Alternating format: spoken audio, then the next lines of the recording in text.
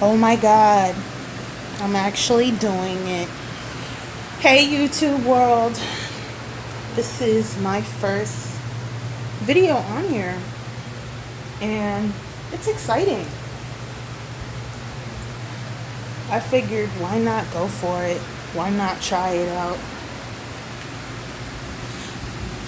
I don't know what my YouTube channel is going to be about, but I do know it will probably be surrounded by me giving commentary on subjects and probably story times. I got some good stories to tell, but I wanted to come up on here and talk about the whole Tati, James, Charles, and Jeffree Starr fiasco. I wanted to talk about it because I really got into it. I'm not gonna lie. Now, I never heard of Tati Westbrooks. I never seen a video about her until now. I'm familiar with James Charles and of course Jeffree Starr's ratchet ass. But aside from that, I never really heard of Tati. But I remember I was on Instagram and I saw a video, a clip that said "Bye Sister," and it was regarding James Charles, and I was like, let me go check this out. So I went on there. I literally sat in a whole 45-minute video about her talking about what went down. And in the beginning, I'm not gonna lie, I was on her side because I understood where she was coming from. And a sense of when you are that good of a friend to someone and you care about them, you want the best for them, you see them doing something, you feel like you can take that and make it better, so you do upgrade their life. All of that. I've been there for my friends many a time. And then I got shitted on when everything was good and Gucci, so I had to learn to X out a lot of people in my life who were like that.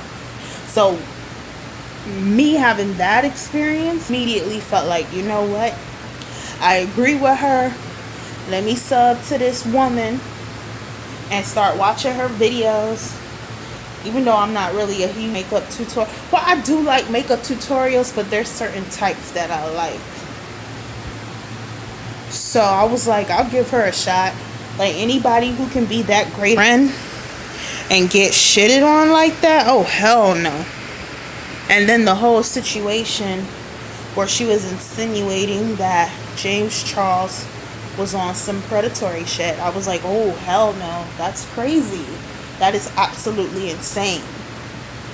So I was like, that's just wrong. Period. She just made him sound like such a asshole to the 10th power, who just really thought that his little YouTube situation, well, it's not little, it's huge, but his whole YouTube situation gave him the right to be so rude and just condescending and just gimme. That's how I felt listening to her do her video. But like I said, I don't know her from the hole in the wall.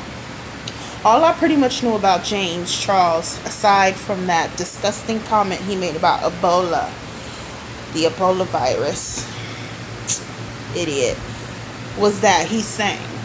So I never full-heartedly watched a video. I would watch people do reactions to him singing, but I never really fully gave him a chance. So watching other people's commentary, like the Paris Milan commentary, the Lovely T commentary, the Petty Page commentary, and just other people in general, and then finding out that Tati Westbrook is friends with Jeffree Starr, I was like, oh, hold up.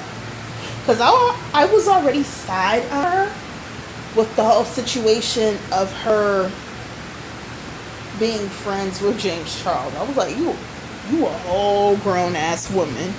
But she was insinuating that everything was just motherly. Because I'm like, Not that someone his age and her age can't be friends, but her arc of life and her arc of life, his arc of life, two different things, two different thoughts, two different emotions, two different changes mentally, emotionally, spiritually, a whole nother situation. So when she was talking about how she was looking out for him motherly way, I was like, oh, okay, I can see that. But hearing about how she's friends with Jeffree Starr, and I can't deal with that racist. Anyone who talks about that racist, follows that racist, I'm like, I don't care. Oh, I'm sorry. Allegedly. I forget I'm on YouTube right now. I was like, I can't.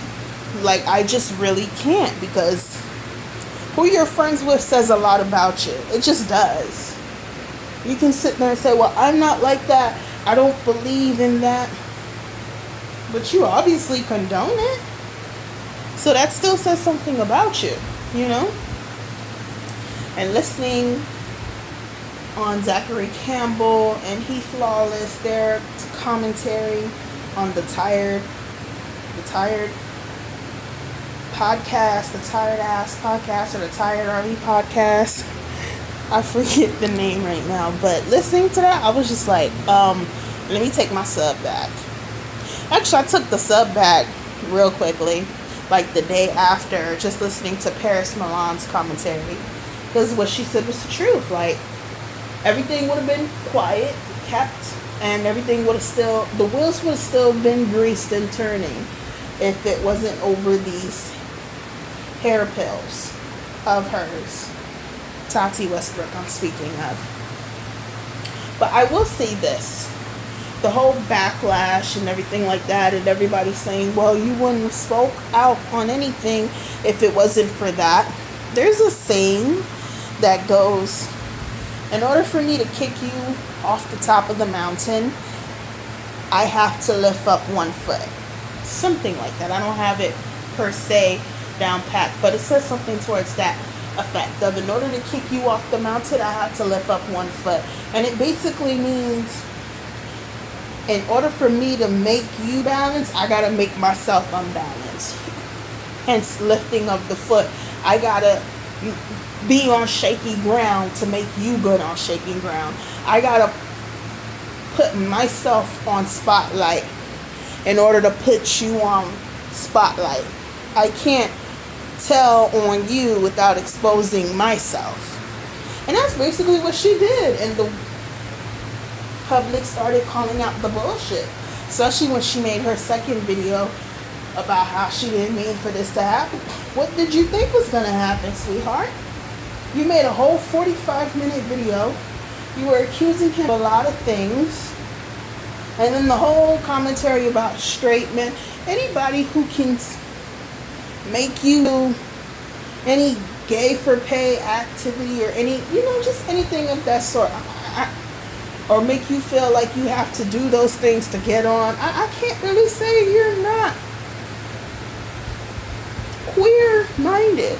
That's just my personal opinion. But for him to clear it all up and say this man said to me that he was bi, I was like, oh, hell no. Oh, hell no. She really, really tried to fuck up this boy's career. Excuse my French. She really tried to just blow his whole world up. And thank God he was strong enough to say, you know what, no, I'm going to speak my piece. I'm going to speak my piece. And to be a 37-year-old woman to do that to someone who's 19 years old, soon to turn 20, like, how dare you?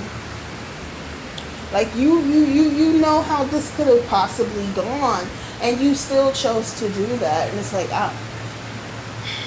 it's just a mess. But yeah, it was crazy to see. Like, none of these people are really friends. They're associates, they socialize, but none of these people are really friends. Not full-heartedly. You can't be. You can't convince me that they're really friends. You just really got to be careful out here who you speak to, who you tell your business to, who you decide to break bread with, because it's crazy out here. I was like, absolutely not. For you to do that, you clearly were not real friends with him to do that, because that's what people were commenting on. That's what people were side on. The whole predatory allegations, you know? Like, I'm not going to sit here and act like he's perfect. I'm not going to sit here and act like she's perfect. We're all human. But on that note, she's going to have to apologize. Because that was just crazy. But aside from that, that was it. That's all I really have to say about that. And it also made me realize, like, hold back your commentary. Especially if you don't know these people from the hole in the wall. Hold back your commentary. I got so wrapped up in it because of the bullshit that I've been through in my life with my so-called friends, and them showing me their true colors, and them showing me that they appreciated and respected nothing that I've done, given, and sacrificed. So I took my baggage and just rounded up with her shit. But I have to learn, like, yo, this isn't your story. This is hers. This is his. And you just got to remember that. And as far as Jeffree Starr, like, you are a manipulative, conniving, backstabbing creature. Like, just wow. And then everybody keeps saying all of this didn't happen until he got invited to the Met Gala. And I'm like, if that's all it takes, a friendship to start crumbling and for you to, you know, it's just, you were never friends to begin with. I feel like there's time, there's opportunity for anyone and everyone out here. So to sit there and be jealous, especially when you're getting your own bags and making your own way and paving your own path, yeah. But it just reminded me that I can't be so quick to shell out judgment on a situation. Sometimes it's just best to just shut up and just watch how it plays out. So yeah, this is my first video. I'm excited. Yay. And I'm on to talk about more. Anyone who watches it, well, listens to it, thank you so much. If you want me to do story time, let me know any subjects you want to hear my thoughts on. I'll be happy to speak on. Thank you. All right, guys. Take care. Peace.